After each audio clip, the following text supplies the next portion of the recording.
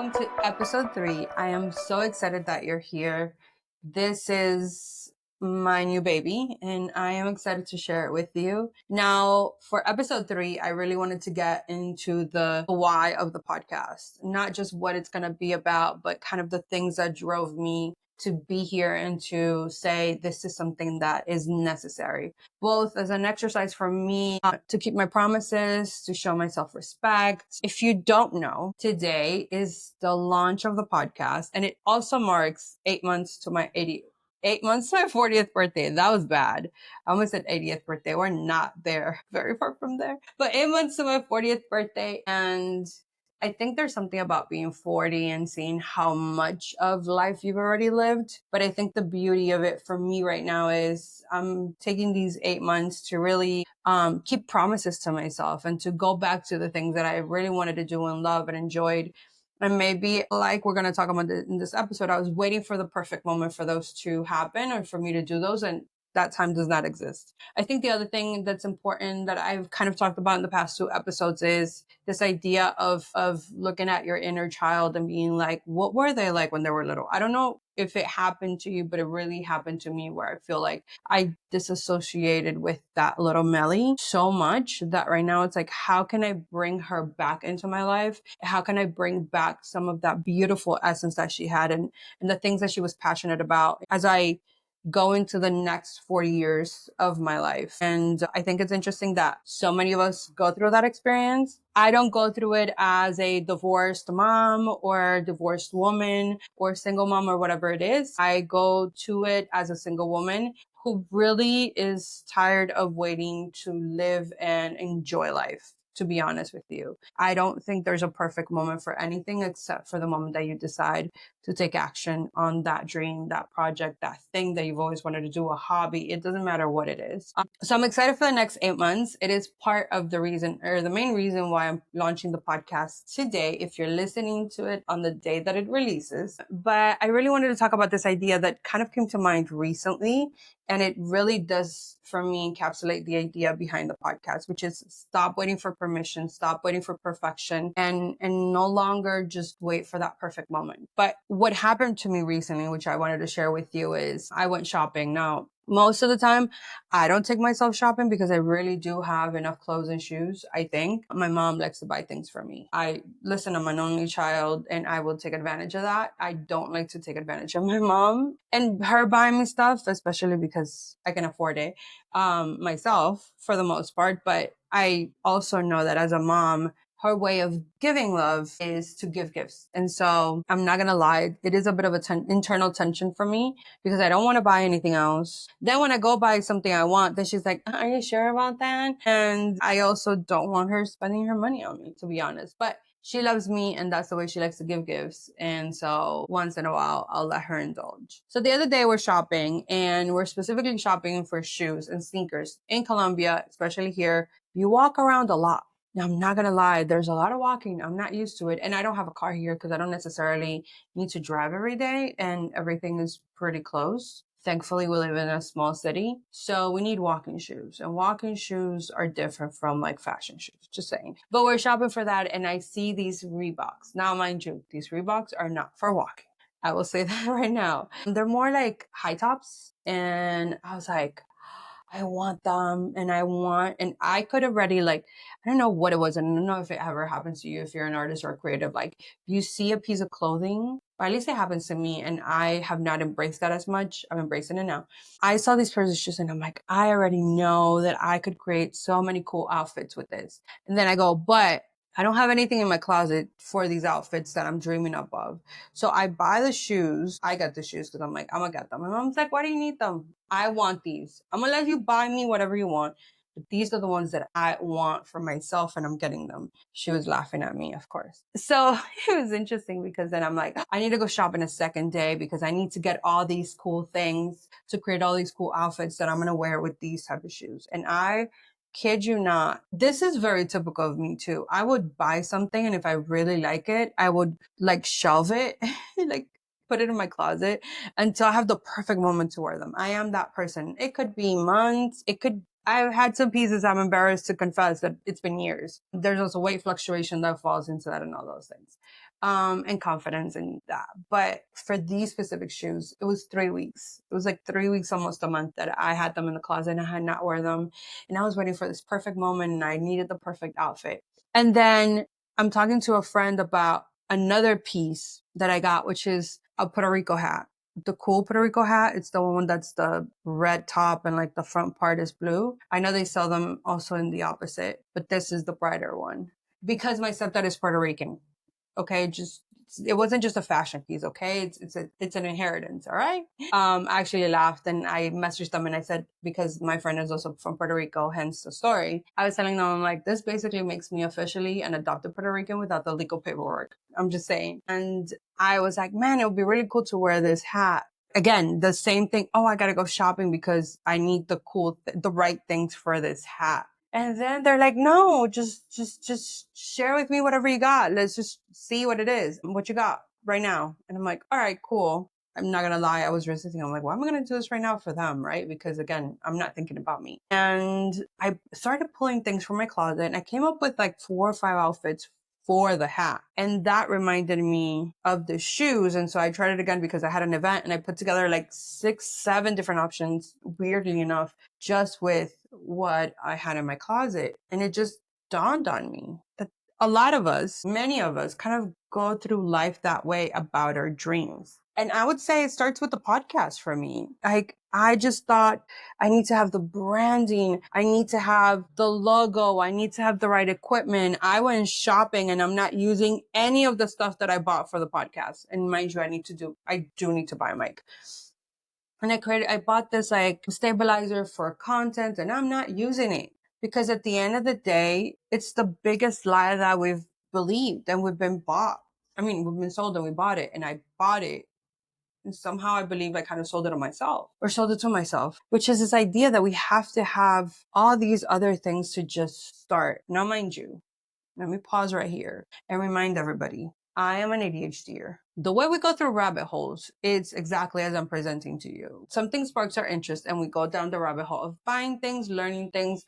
We do, like we've done YouTube University. YouTube University is for ADHDers, I think. And what I mean by that is like, we will go down the rabbit hole of tutorials and reviews and all the things. And we got to see what she bought and what he bought and how he started and how she started. And I've done that. And if I'm really honest, it is exhausting, but I also got to be honest that that's just my MO, right? That's how I naturally go into interest and into projects and into dreams. But what I love about the exercise with the hat and the shoes, I didn't end up buying anything new for the shoes specifically. I just went into my closet and I started picking things. And I gotta be honest, the other part of that exercise is I actually enjoyed putting outfits together. And for those that know me for a long time, especially here, because I work from home, I will pick the first 2 things that I see and I'll just go. Like whether I'm working at home or whether I'm going to see my parents or whether I'm going to hang out with my family or friends, go to church, whatever it is, I have become very automatic and it's just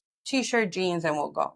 But stopping and actually looking at what's in my closet and actually putting time in was very exciting, more than I anticipated. And it really got my juices flowing. And it's the reason why I'm like picking different things for my visual aspects for the podcast and things like that. But it's been a slow realization of how much perfection robs us from joy and robs us from growth and robs us from living out our dreams and whatever version 1.0 is of that dream. This for me is version 1.0.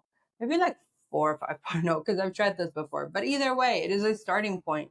It's not where it's going to end up, but I need to start somewhere because otherwise I'll never start. I gave myself this deadline. I am recording episode 3 on the day that it's supposed to launch because I gave myself this deadline. I said, I can't keep waiting. Otherwise it will never happen. And I think what makes it worse for dreams like this one is that you continue to see other people do it and you continue to see people on episode 1,000 and it still doesn't have this level of production. And I'm just like, okay, sir, what is going on? Right. And I see other people start their podcast and it's messy and the backside of it is like, okay, too much. Like, I don't even have that. I have it much better figured out or much better produced. And yet they're going for it. I'm still here waiting, sitting, trying to figure out, quote unquote, the excellence, which is really perfection of it, and it doesn't exist. And so I am sharing those stories because I think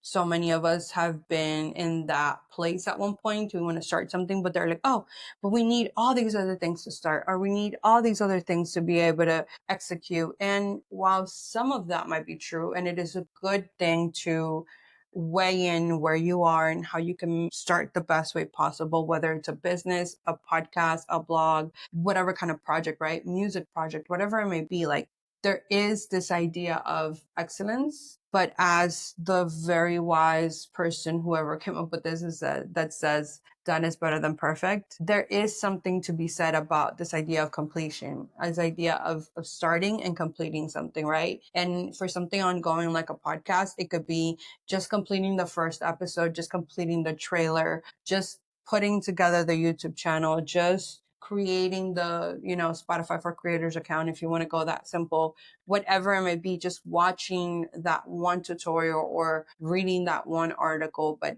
I know that for me, I could stay very easily stuck on the, let me just read, let me just learn, let me just watch how other people do it. But I am doing myself a disservice because I'm comparing my step 1 to their step 300. And I also have to recognize, and it's important for us to recognize, that our design means that the way we're going to evolve into things is different. Some people's episode 1 is going to be way better produced than mine. And that's okay, because that's their journey. That's how they're doing it. For me, part of my design means that I'm going to step out on faith and have the imperfect production and be doing it in the corner of my apartment and be doing it with a mic that I didn't think it was going to be it, because I thought I had better mics, but they're not working right now. And, seeing also the obstacles and how we address them and how we overcome them and how we continue to walk, even if it's not pristine and perfect and beautiful and completely decorated as we would wish, right? Same thing with the shoes. Does it have to have the perfect outfit? No, it doesn't. They're shoes. They could be worn simply. Mind you, the first time I wore them, I thought it was really cool. The second time I wore them was even cooler. But they just shoes. And there'll be other shoes, and there'll be other outfits, and there'll be other ideas. And the more you exercise your creativity, the more of it you have. That, I think, is another part of perfection that is such a lie, and it robs us of so much, which is to think that it could somehow run out. And we confuse our creative muscle with this fountain coming from the muse. And while as a writer, I could understand that sometimes the muse comes, sometimes the muse just wants to do her own thing and leave us hanging, and we have creative blocks and all those things. The block doesn't mean that there is a lack of creativity or that it hasn't run out. The creative blocks mean that we're human, and that we don't produce the same every day, and that we're not robots that have the same output every single time. It makes us human. It makes us unique. It means we need to tend to something. We are forcing ourselves maybe to produce more than we should. Whatever it may be, those creative blocks are actually a call to attention to come back to us, to not make it about the output. I can't put my identity on this podcast and say, oh, well, if it fails, I'm a failure. Like, failing and being a failure are two very different things. And perfection will fuse the two into one, right? If you fail, you're a failure. But if I am honest, the other podcasts that I've created in the past that haven't flourished or become the thing have also helped me be here and be able to say, okay, what is it that I actually want to create that feels mine, that feels real, that feels honest, that I can live with and I can work with? Not forever, because I don't know how long this project is going to be, but I can be committed to it beyond the feeling or beyond the moment or beyond that original idea, right? How can I exist here and let it evolve, right? And so I think it's important to give ourselves that space to be creative, to be imperfect, to look at completion as something other than perfection, right? And to look at our efforts and our ideas and our output as important, if not more important than our input, right? Like I said, we could read, we could try, we could go and buy all the clothes, we can go and buy all the fits, but if we don't wear them, if we don't put it out, then we just continue to store and store and store. And eventually the feeling of failure will be inevitable, because if I am honest, and this is a journey that I'm on, I have been in inaction for way too long, way beyond the time that I should have been. And part of taking action is just saying enough is enough. I have enough clothes in my closet. I have enough knowledge. I have enough equipment. I have enough technology. We're just going to start. And it's not going to be perfect and pristine, but it's going to be complete. It's going to be good. And I'm going to give myself a standard, is what I was trying to say. I'm going to give myself a standard that is going to be good enough for me to continue to take action, and that is propelling me as opposed to blocking me and stopping me and pushing me back or pulling me back. Because that, I think, it's a really, really frustrating and hurtful place to be, because you start becoming your own enemy. You start telling on yourself in a way that does not serve you at all. And I think the worst part is, and I was telling my friend the other day, this is, I was overthinking the podcast idea, and I was talking to her and I realized, man, I realized my overthinking is shame, because my overthinking is, are you sure about that name? It doesn't sound like it's really going to catch on to people. It doesn't really have a concept. Look at all the most popular podcasts. They all have a concept, right? Call Her Daddy, Unhinged. What are the other ones that I like? You know what I mean? Like, they all have a concept. They all have a name. They might have the post name in it, but they're a concept based, like Michelle Obama, in my opinion, like that type of thing. So it was like, you calling it the Very Many Podcast, it's not gonna work, because it's just, we're not gonna get it. It's going to make it a lot harder for people to actually latch onto it, because it's so focused on you. That branding, are you sure about the branding? Like, it doesn't quite make sense. And it just kept going on and on and on. And it was quote unquote overthinking. Yes, but really was the shameful voice of saying, you're not perfect, therefore you cannot move forward. And that sucks. Like, that is not cool. But it was there, and it is there. I've just learned, now that I know what it's based off of, which is shame, to say, you know what? I've shamed myself into inaction for way too long. Yeah, I get that it exists. I get that shame is there, but do I have to listen to it? And let alone, I can listen to it, but do I have to pay attention to it? I can hear what it's saying and I can still take action. I can hear its criticism and say, well, I'm still going to do it in spite of you criticizing me. And the other thing is fear, right? Procrastination is also fear. And it's fear of, what if it fails? And how can I avoid failure again? I can't avoid failing, because failing a lot of times is what propels us into that win, into that thing that is going to make us feel, I just saw a butterfly. Sorry. That's the epitome of an ADHD brain. Well, when it came in up against my window, I've been really stuck on talking. I'm just going to do that big parenthesis. I don't know what the heck's going on. Let's take a break after these 3 days, but I really don't like this, me being stuck to speak. Anyways, now I lost my train of thought. Procrastination. A lot of times is, how can I avoid making a mistake, right? And so I will avoid by fully avoiding the task, and so therefore procrastinate, because I'm afraid I'm going to fail. I'm afraid of criticism. I'm afraid of, what if it doesn't work out? What if people don't like it? What if I don't get reviews? What if people don't subscribe? What if? So how can I avoid that? By waiting longer, and I quote unquote procrastinate by finding other things to do that really are keeping me from the task. And so those two things, when you look at them as what they are, which is fear and shame is also kind of fear masked in criticism, right? It is a louder version of fear, just trying to yell at us to tell us how we're doing it wrong and we need to do it right. But I wonder what would happen if we just gave ourselves more permission to make mistakes. Like, who's telling us that we're a failure because we failed? We are. We bought the lie from society. The two are different things. I truly believe that failure, as I'm a failure, is I've not taken action. And so I have failed to take action, and therefore I have failed to be human. Because I don't know where we bought this idea that humans are not fallible. I don't know, guys. I don't think that that's it.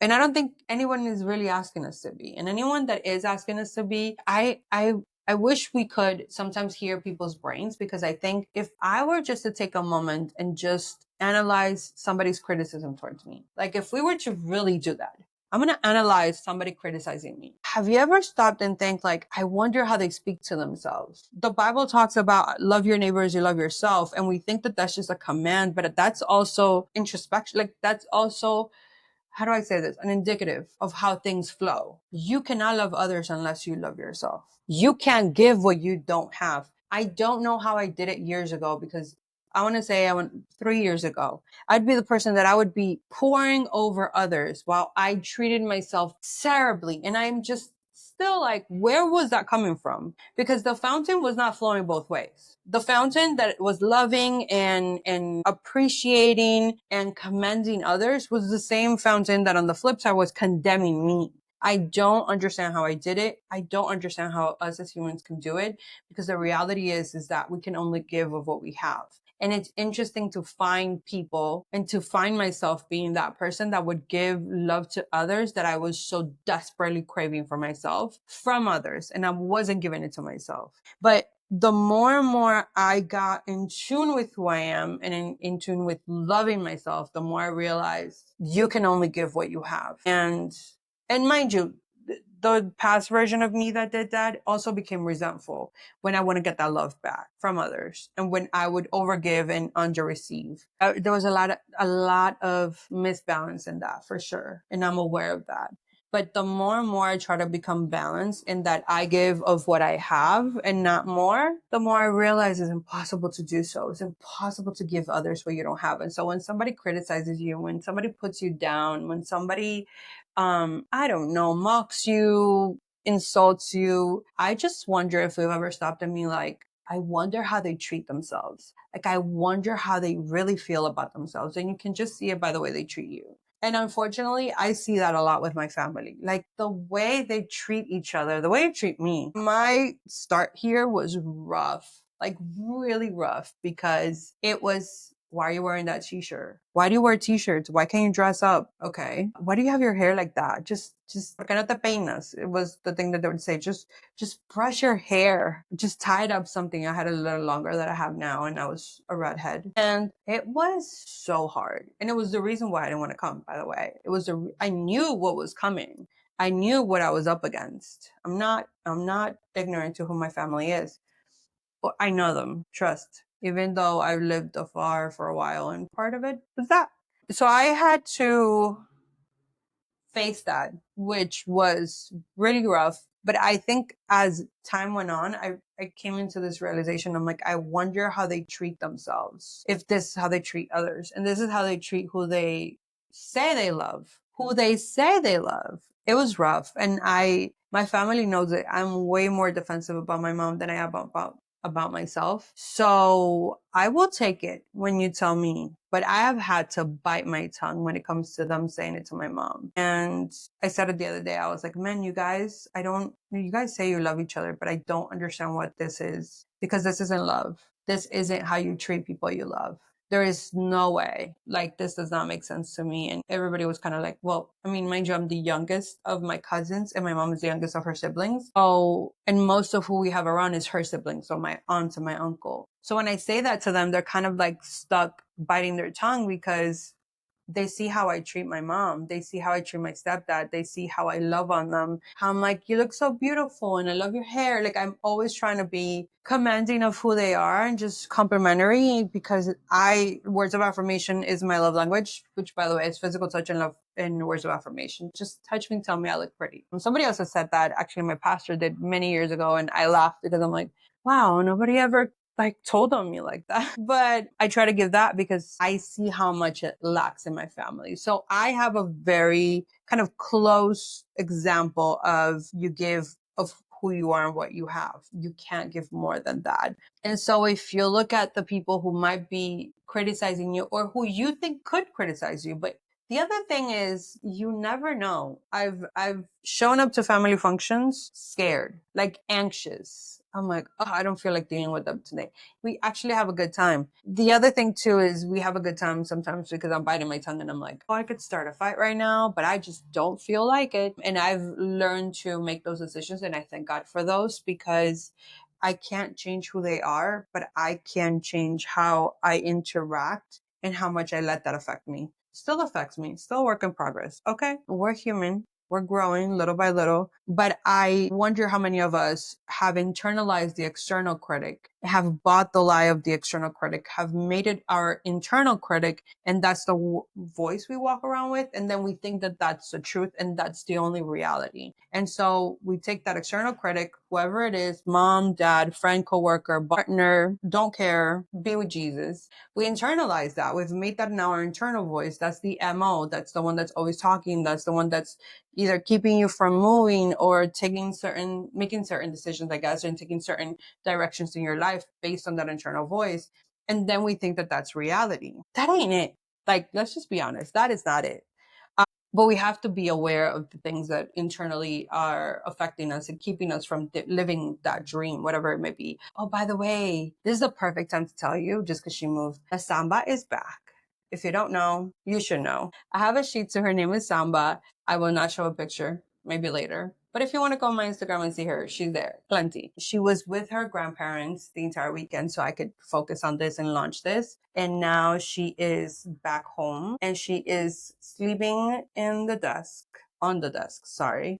And she just moved because she's trying to be as close to mom as possible. And she's the cutest. But it's also different when you have a dog and you're trying to do things, especially a dog that wants as much attention as she does. But I love her and that's okay. Going back to the internal voice and the internal critic is we have to take it for what it is, and it's a lie. And we have the power. And I am saying this as somebody who's learning it and walking it, not as an expert, but we get this opportunity to call things as they are. For me, my procrastination and overthinking are fear and shame. And I love that. I love that I know that because now I get to take action and say, hey, this doesn't have to take power over me. This does not have to stop me from living. And being able to do that for yourself is going to be extremely empowering. But going back to why the podcast is called the Very Melly Podcast, and this whole idea and premise is there are things about me that I wish were different, and especially at some point. Like I am not a concise person. My friends know this. I wish I could concise some ideas when I'm sending voice notes or when I'm texting or we're calling and talking. Not necessarily the case as much as I would want it to be, but there's beauty in that. I'm also the one that's been told like, no, I never thought about it that way. I love your perspective. I didn't think of that. And that comes from talking. That comes from being a professional yapper. And there's just, I don't know, I used to criticize myself from being silly and you're grown up. Why are you being so silly? Why do you find the joke and everything? Some of it is insecurity. Some of it is a mask, but some of it is just really some things just pop in my head and they're just very funny. I used to criticize why I'm so deep and think about things in such a deep way and why am I such a romantic? And there were a lot of things that I would be like, why are you this and why are you that? And I would criticize them, but they make me who I am. And if you know me, you would know that I would say certain things and you're going to be like, that's a very Melly thing to say. That's a very Melly thing to do. Like my friends are not surprised by anything that I tell them I think. And there needs to be that permission to be yourself. And there doesn't need to be a whole lot added to that. And so I wanted to kind of dismantle this idea of perfection a little bit. I wanted to share what some of my experiences have been, because I think it's time that we give ourselves permission to be ourselves. And permission is something I think that we're lacking. We're waiting for somebody else to tell us what we already know, which is that we're enough, that we're loved, that we were created with purpose and for a reason, and that we don't need to be anybody else but ourselves. The idea with this podcast is that you will never be enough until you're very much yourself, but you need to feel like you're enough for you. The reality is, and this is coming from someone who has felt it and lived it, everybody is a reflection. Everybody else's relationship with you is a reflection of the relationship you have with yourself. And the way I see that happening for the most part is when you learn to make peace with who you are, as you are, right? Going back to the shoes and the hat example, like not waiting for you to be perfect. Like this is the other thing. I am still working through my relationship with my body and feeling like my body is enough. Unfortunately, I'm not very happy with the weight. I lost weight when I got here. I've gained it back. And I think it makes it worse when you're like, I know the things that I could do to make that better, but I haven't done them. And that's a intricate relationship to have there. And I felt I hate my body. And then, okay, how do I make peace with it? And then there's these other aspects that keep coming up. And I'm like, oh, I don't like that. I don't like that. And then I'm like, okay, but you got to make peace with it because they're a part of you right now. And one of the things that I was walking through recently was there's a wedding that's coming up that I'm really excited about because These are people that I love. But then I'm like, I gotta lose weight by the wedding because I gotta look really good. And then I can buy the dress that I really want, but the body has to fit the dress that I want to wear. Right. And recently I was like, okay, what if I just loved myself and just bought a dress for the body that I have when I'm going to go? Meaning, I don't know if I'm going to lose weight.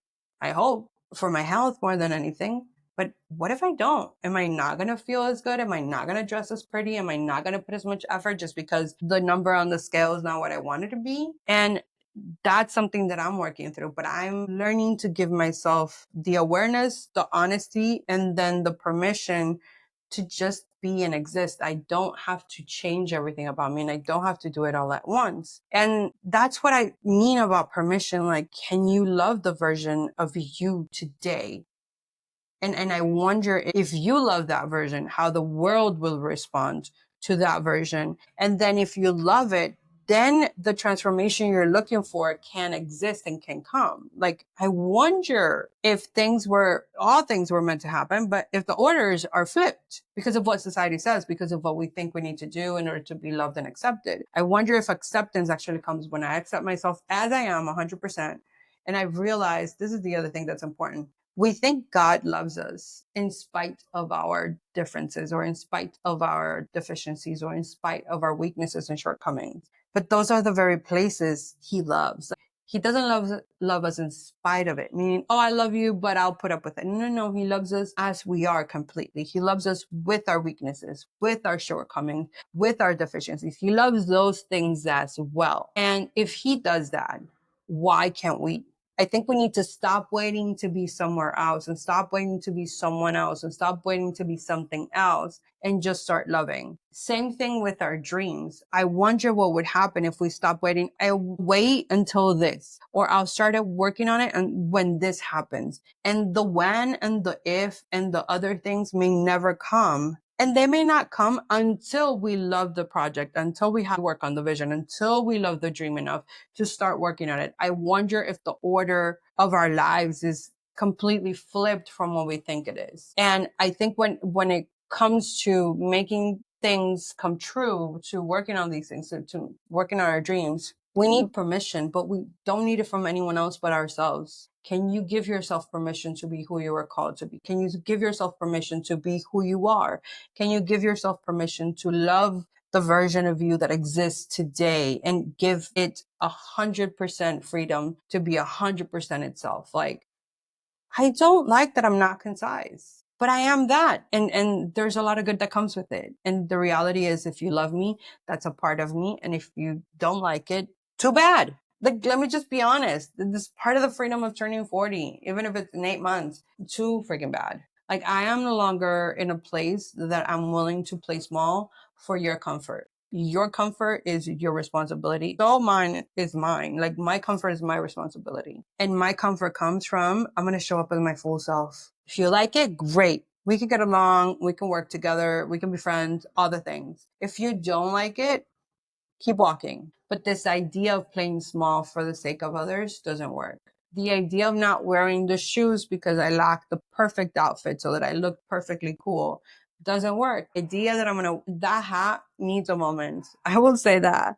But the moment will come, and when that moment comes, I will know what to do and I will have ideas already. But the waiting, I mean, mind you, the hat thing's very different. Like, I need to be out. There needs to be sun. There needs to be a reason why I'm wearing a hat, okay? Because I'm not a huge hat person. But my hope is that we stop waiting for perfection to love ourselves, to live our lives, to live out our dreams. Something happened with a bird just now. A lot of things are happening with my window, like, or around my window. And I'm using natural light for this podcast. So this is a lot. Okay. But yeah, my hope is that we stop waiting. There is no more waiting. Every day has, in Spanish, es cada día trae su propio afán. And I don't know how to say it in English, but every day is going to have its own weight, its own burden, its own thing. And we don't want to carry around the weight of the past because we have enough just with today, right? So I wanted to share that. I hope that that was helpful. I will probably share the shoes and the hat just so you guys get an idea of what I was talking about. The shoes are not that big of a deal. I actually bought another pair of shoes afterwards that I think are way cooler. I will show you both. But I just think permission is something that you get to give yourself if you want, if you desire, and if you allow yourself to give it to yourself. Because sometimes it's like, no, but I can't be that person, but I can't be this. And we're stopping ourselves from our own lives. So I hope that that was helpful. If you want to see issues, just ask me. Otherwise, we'll see. We'll see. I'm debating on this. Okay, guys? So y'all got to let me know. But know that you are loved. Know that you are enough. Know that you already have the permission to be your full self from God above, even with your imperfections, even with your mistakes, even with your shortcomings, even with your weaknesses. You have full permission to be you. And until next time.